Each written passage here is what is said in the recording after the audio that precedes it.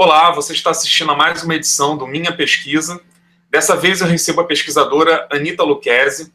Nossa entrevistada fez a graduação e o mestrado em História pela Universidade Federal do Rio de Janeiro e atualmente é doutoranda da Universidade de Luxemburgo. Seus estudos desde a graduação envolvem o campo da história digital e da história pública. Anita, seja bem-vinda ao Café História TV. É um prazer poder contar com a sua presença por aqui.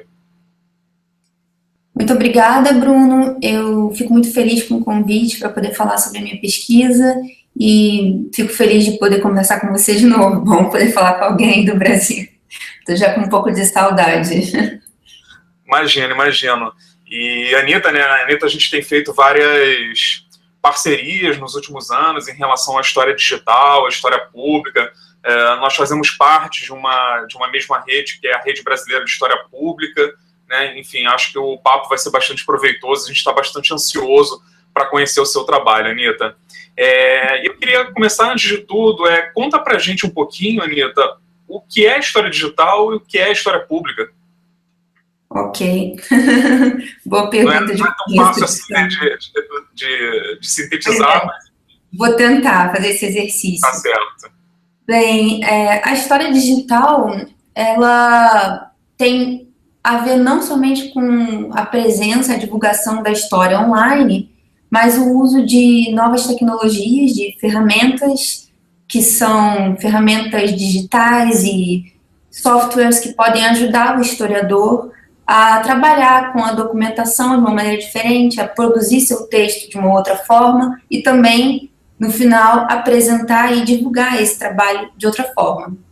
A história pública, esse nome já evoca muito um sentido de público e de audiência, mas ela tem não somente esse aspecto de aumentar a audiência, de divulgar a história para os grandes públicos, né? Então, pensar uma história fora da academia, fora dos muros da academia, mas a história pública também é fazer a história com esse público, junto com esse público. Então, tem muito desse ato de compartilhar a autoridade com o público. E esse público, ele é amplo por, vamos dizer, definição nessa história pública, mas ele pode ser uma comunidade específica, ele pode ser também um outro grupo de pesquisadores.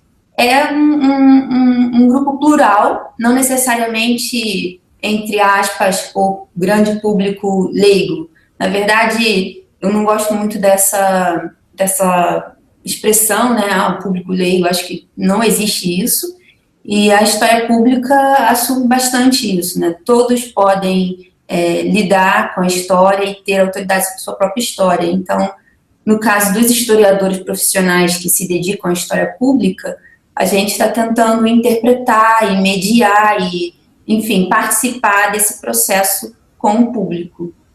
Legal. Eu lembro que a gente participou há pouco tempo de um simpósio de história pública, né?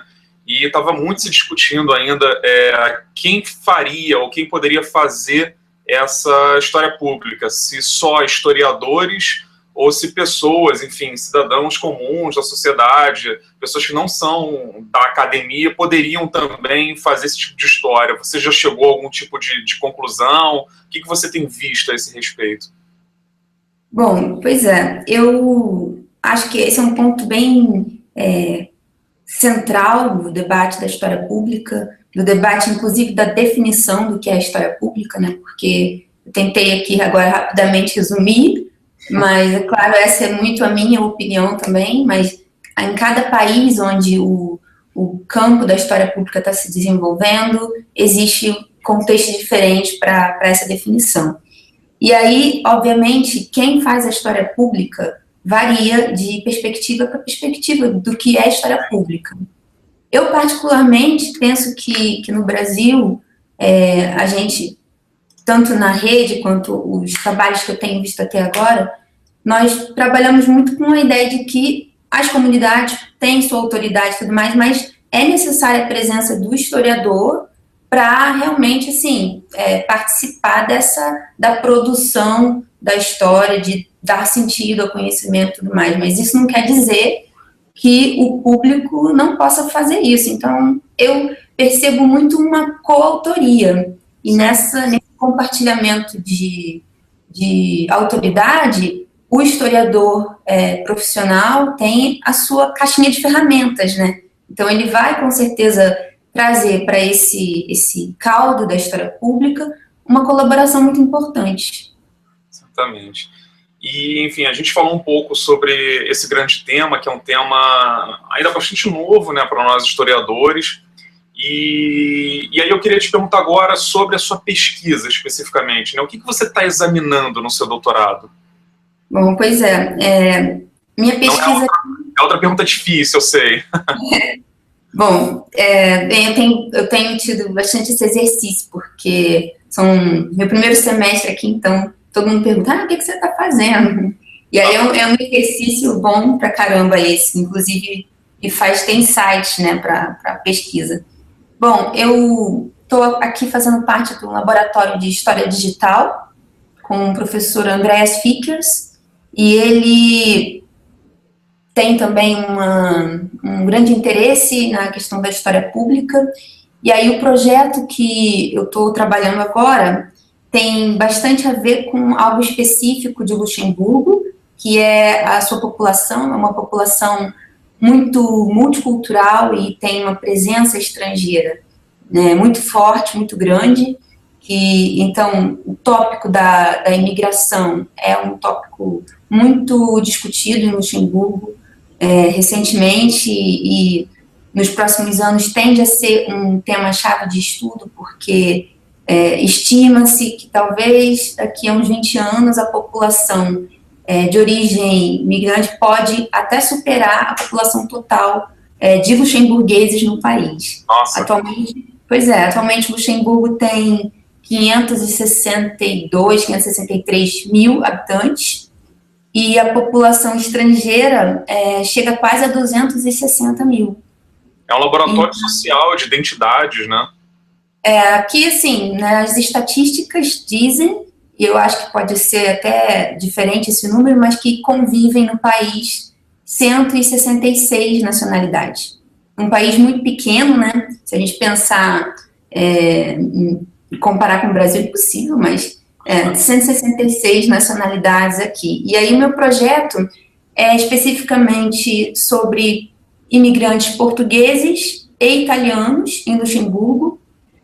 Eu vou utilizar muito de metodologia de história oral, porque há uma dificuldade de encontrar documentação, fontes que me permitam acessar a vida cotidiana dessas pessoas nos primeiros momentos assim, que chegaram a Luxemburgo, né? A migração começou forte no final do século XIX, com a primeira onda, digamos assim, de italianos que vieram trabalhar na indústria, e depois tiveram outras ondas e gerações distintas, né, de imigrantes que vieram. Então, tem meados do século XX, novamente, assim, anos 60, 70, uma grande onda, e após a crise econômica agora dos anos 2007, 2008, tem uma nova onda. Então, o meu projeto é tentar digamos assim, né, criar uma plataforma online para compartilhar narrativas de memórias desses imigrantes portugueses e italianos em Luxemburgo. E aí a ideia do projeto é ser um projeto de história pública e digital que envolva essas comunidades e, de alguma maneira, eu pretendo trabalhar também com um crowdsourcing, então, que eles possam contribuir de alguma maneira, sem necessariamente haja a minha intervenção em loco todo o tempo, como vai ser no caso das entrevistas de história oral. Então, bem, ainda estou estudando como pode ser essa plataforma e o que ela deve apresentar, mas esse é o desafio do projeto. Entendi. Então, a ideia é montar realmente do zero, levantar do zero uma plataforma digital, né? Dentro do âmbito do seu trabalho. Sim. Além da tese, a tese vai também refletir, né, como e o desafio, como fazer esse trabalho contando com as ferramentas digitais e utilizando essa relação com o público de uma maneira como uma metodologia mesmo, né, desde o início, né, a tese também vai refletir como isso pode ser valioso ou não, como isso pode colaborar ou não para a própria operação historiográfica. E aí, qual será, assim, né, o valor heurístico de todo esse experimento para a historiografia? Então, eu espero que esse exercício de colocar as memórias e as narrativas online, inclusive uma discussão sobre o que é memória e que tipos de narrativas a gente pode ter, como é que essas narrativas são feitas no ambiente digital, né, que é mais fluido, digamos assim. Então, a tese vai refletir sobre isso. E você acha assim que essa plataforma que você está prestes a criar, será que isso pode de alguma maneira ser empregado no futuro para outros países, outras cidades? Bom, é um projeto piloto, né?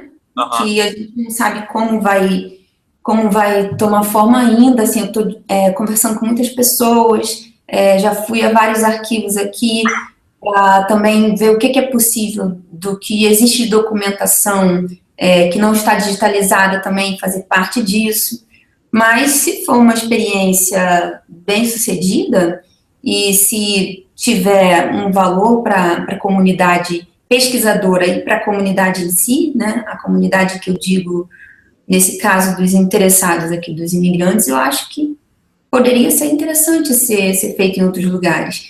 E a gente está pensando em fazer da melhor forma possível com o que for open source, de maneira que se isso, por um acaso, puder ser reproduzido, que isso possa ser reproduzido de uma maneira livre e sem custos, né? Então, esse é um desafio também, buscar construir tudo isso de uma maneira que seja acessível, não só no sentido de as pessoas depois poderem acessar essa plataforma digital, mas também, se alguém quiser fazer uma coisa parecida, poder também acessar todas as ferramentas usadas e acessar também a plataforma em si. Então, até vai ser uma pergunta uma questão bem delicada, a escolha, né, dessa plataforma. Que coisa vai ser essa? Talvez tenha que ser construída uma coisa nova, né? Não utilizar algo que já tem, não sei. A gente está ainda vendo. Eu tenho colegas aqui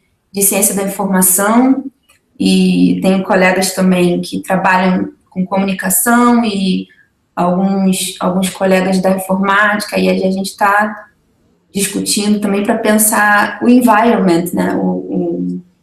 Todo o ambiente e a estrutura dessa plataforma. É um objeto que ele já nasce, por definição, interdisciplinar, né? Quer dizer, hoje, e eu tenho percebido muito, acho que você também, a importância do historiador conversar com essas outras disciplinas que até então eram vistas como muito distanciadas da história do historiador, né? Como é o caso da ciência da informação, da informática. Eu acho que esse diálogo ele tem sido muito proveitoso, né? E eu digo muito, olha, o historiador que hoje souber um pouquinho de programação, pelo menos ter uma ideia do que é programação, para que ela serve, quais são os limites e possibilidades, é um profissional que daqui a algum tempo ele vai ter muita vantagem, né? Ele vai poder alçar voos muito, muito maiores, né? Sim, Bruno, e você tocou num ponto central, né? Essa não só a interdisciplinaridade, mas a colaboração é necessária, né?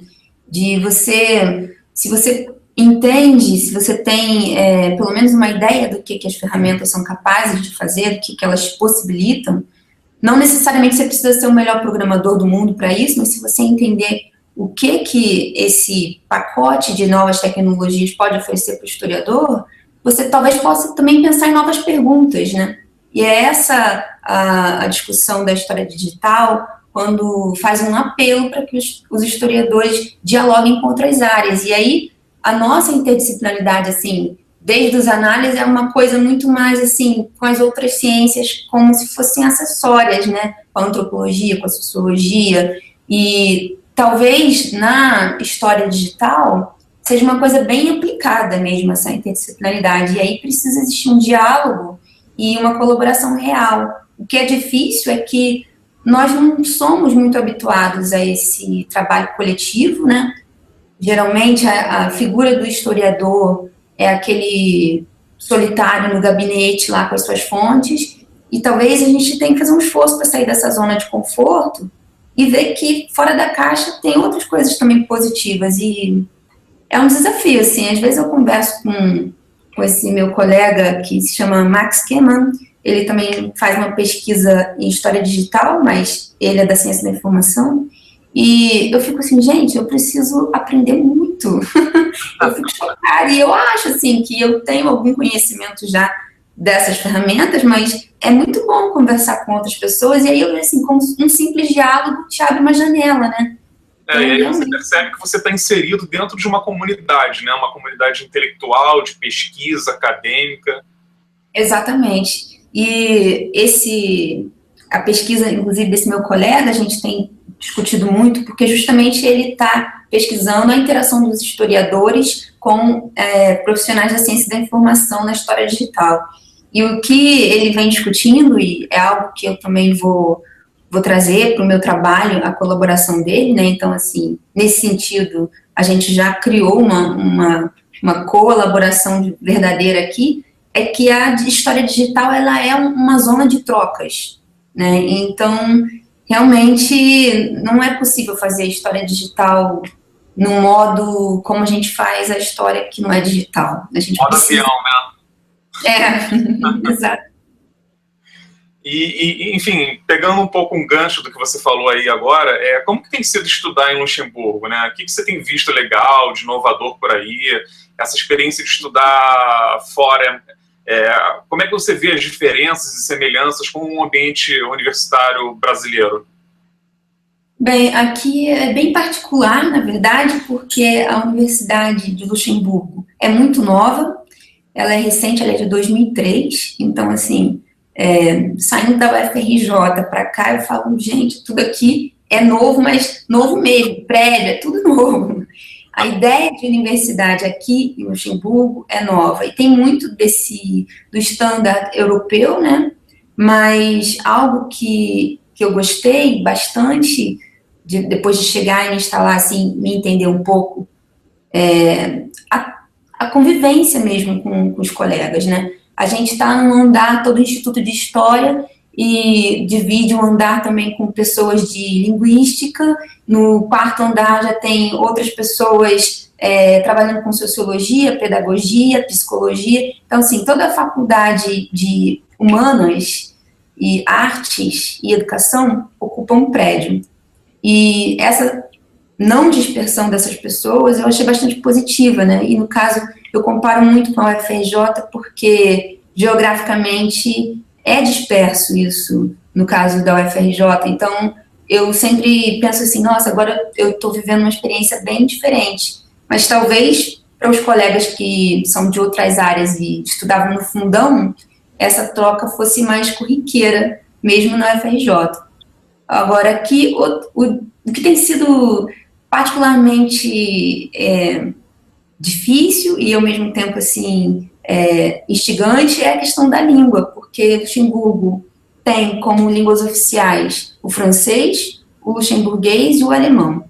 Então, na universidade se falam todas essas línguas e também o inglês e o que vier, todo mundo está falando, assim, no corredor, fala português, fala italiano e aí já dei aula e foi muito engraçado, porque ninguém falava inglês como primeira língua na turma, a maioria falava alemão ou luxemburguês, e eu falando inglês, então, assim, foi uma experiência particular, e pensar como o inglês como segunda língua muito tempo, assim, quase o tempo todo, como faz você pensar diferente e se questionar sobre o domínio mesmo da língua, como isso influencia no modo como você pode expressar ideias, né, na complexidade dos conceitos, e aí eu me questiono muito se existe, talvez, na academia, por conta dessa predominância da anglofonia, uma hierarquia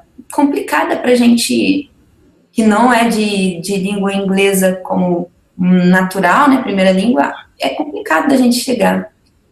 É algo que deve ser pesquisado. Acho que dá uma boa pesquisa também. Eu já vi trabalho sobre isso, mas ainda não tive tempo de estudar a fundo, mas eu me pergunto, caramba, mas é interessante. tem sido muito bom, assim, uma torre de Babel. Você sabe, ontem eu vi um pequeno documentário do Netflix, né? E era uma entrevista com o Wagner Moura, que fez agora Narcos, né? E aí perguntaram para ele, poxa, mas vem cá, como é que é essa coisa de atuar, né, e de usar uma língua que não é a sua língua materna, né, no caso o espanhol. E ele falou, olha, uma vez eu vi uma entrevista com o Javier Bardem, né, o ator, e ele disse que quando ele atua em uma língua estrangeira, no caso do Javier Bardem, no inglês, é como se a mente dele, a cabeça dele fosse um escritório, né, e que tivesse um monte de gente ali trabalhando o tempo inteiro para fazer aquilo acontecer. Né? E quando ele atuava na língua materna dele, o espanhol, esse escritório estava vazio. Né? E eu acho que dar aula e pensar em outra língua, né, escrever artigos e teses, eu acho que é mais ou menos assim, né? A sua cabeça precisa estar cheia de pessoas trabalhando para fazer aquilo acontecer. Né? Não sei se foi isso que você sentiu aí. Acho que essa descrição cai como uma luva, assim. Ontem mesmo, né, você viu esse documentário, mas eu estava com outro colega, a gente está organizando uma conferência e essa questão da língua ficou uma loucura, porque a gente precisa que o público, que é luxemburguês e português, nesse caso que a gente vai fazer uma conferência sobre migrante português em Luxemburgo, a gente precisa que os portugueses, que os luxemburgueses entendam, mas também que os convidados internacionais possam entender. Então, no fim das contas, é possível não contratar um serviço de tradução simultânea. E aí, assim, são coisas que, quando a gente está trabalhando somente com uma língua, a gente não reflete muito, né? E tem sido particularmente interessante aqui na universidade, que eu vejo que não existe. Dentro das atividades oficiais, por exemplo, vai haver um pronunciamento do reitor. Não existe a tradução.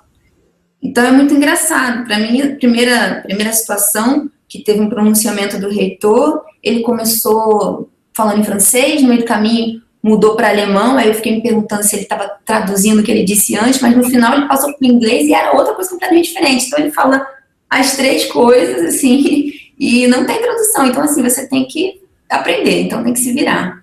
Nesse sentido, para os colegas que pensam em fazer mestrado ou doutorado em sanduíche, eu acho que definitivamente é uma experiência muito prazerosa, porque apesar de ser cansativo ter esse escritório o tempo inteiro cheio, bom, você aprende muito, né? Então, eu dou força.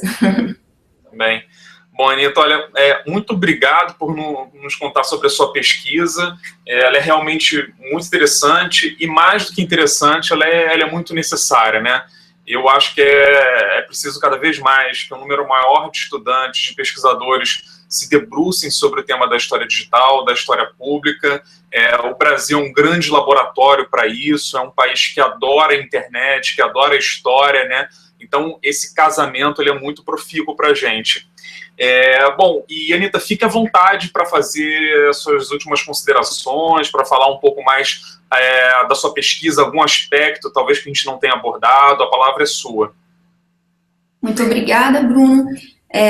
Eu concordo com você, né, que a gente tem no Brasil um grande laboratório, e meus últimos comentários são, na verdade, nessa direção de que no Brasil a gente precisa explorar mais a história digital e realmente, assim, refletir hermeneuticamente sobre os problemas que a história digital pode trazer, refletir sobre que crítica de fontes a gente deve se treinar para fazer nessa época digital, porque eu fico me perguntando, por exemplo, e aí eu vejo o meu projeto e cada coisa que eu penso, como eu vou analisar as documentações que eu vou digitalizar, se eu vou fazer leitura próxima ou leitura distante, e aí eu fico pensando, eu também não quero me perder nesse caldo de ferramentas. Não é só usar a ferramenta para usar a ferramenta porque é legal, mas tem que ter um sentido. Então, assim, por que eu quero usar?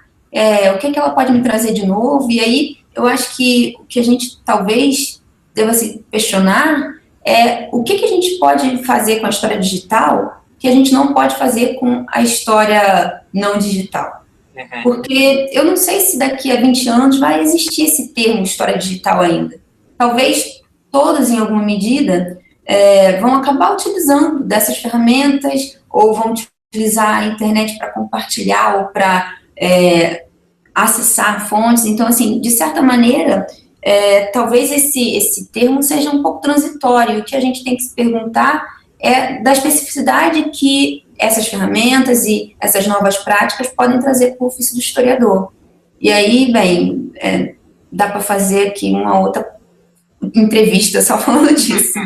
Mas eu acho isso, acho que a gente tem que, no Brasil, explorar essas especificidades, refletir sobre essa nova necessidade de interpretar as fontes. Por exemplo, a história contemporânea nossa senhora, é um horizonte isso, porque pensar como vai fazer história contemporânea, como você vai trabalhar com história contemporânea e do tempo presente daqui a 10 anos, se você não estiver disposto a entrar nessa seara digital, né? Se há algum tempo atrás a gente se dedicava muito a cartas, né, correspondências, como vai ser no tempo das mensagens instantâneas e do e-mail, né? Houve todo esse frisson por conta da carta do Temer, a carta do Temer que virou hashtag, mas assim, sem brincadeira, no tempo do WhatsApp, do e-mail, de todas essas maneiras de se comunicar, como o Hangout e tudo mais, como que o historiador vai